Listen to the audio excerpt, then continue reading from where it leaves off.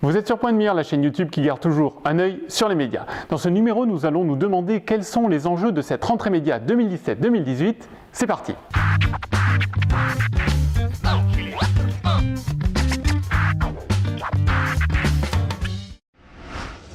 Nous avons fait le choix de retenir 4 enjeux de cette rentrée médiatique. Ce ne sont bien évidemment pas les seuls car il s'est passé beaucoup de choses au cours du mercato.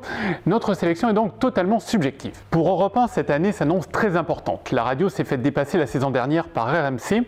Une nouvelle équipe dirigeante est donc arrivée, emmenée par Frédéric Schlesinger. Et celui-ci a tout refait du sol au plafond. On a oublié Morandini! Tant pis. Et on a un peu de mal à comprendre la ligne éditoriale d'Europe 1 avec un peu de France Inter pour la matinale de Patrick Cohen, un peu de RTL avec Christophe Ondelat et même un peu de Canal+ avec Daphné Burki.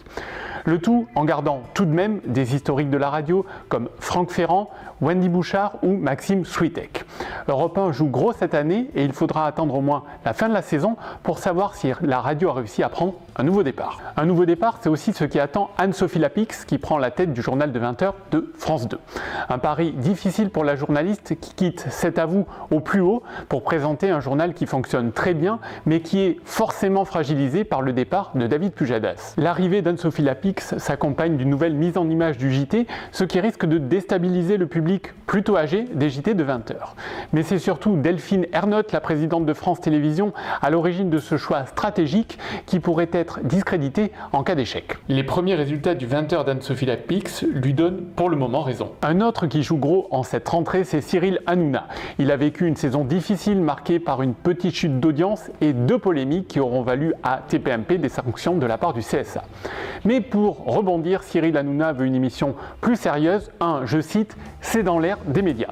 Alors mes petites beautés, dans quelques instants on va parler de la nouvelle ligne éditoriale du JT de France 2 de 20h, mais avant Gilles Verdez va te mettre une plume dans le cul. Bien entendu le résultat est juste une nouvelle formule de TPMP, pas si éloignée de celle de l'année dernière. Le vendredi, Cyril Hanouna présentera Family Battle, une nouvelle version d'une famille en or, sans doute un programme de secours au cas où les audiences de TPMP soient trop en baisse.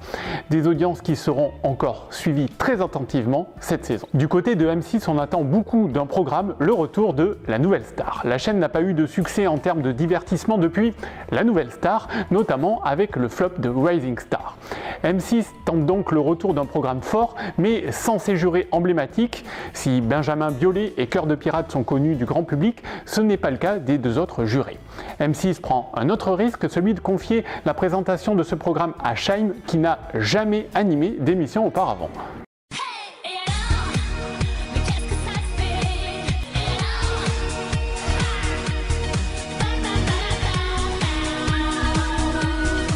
Un risque que la chaîne ne prend pas complètement puisque les émissions ne seront pas en direct hormis la finale, ce qui fait perdre, il faut le dire, de l'interactivité au programme. Voilà pour tous ces enjeux. Tout au long de la saison, nous vous proposerons de faire un bilan sur la situation de ces animateurs et de ces chaînes, alors bonne saison! Si vous avez aimé cette vidéo, laissez-nous un pouce. Vous pouvez aussi vous abonner à notre chaîne en cliquant ici. N'hésitez pas à nous poser vos questions et à nous suivre sur les réseaux sociaux, car pour vous, nous continuons toujours à garder... Excuse-moi, mais tu fais quoi là, Johan? L'à peu près bio, ça commence que la semaine prochaine. Car pour vous, nous continuons toujours à garder un œil sur les médias.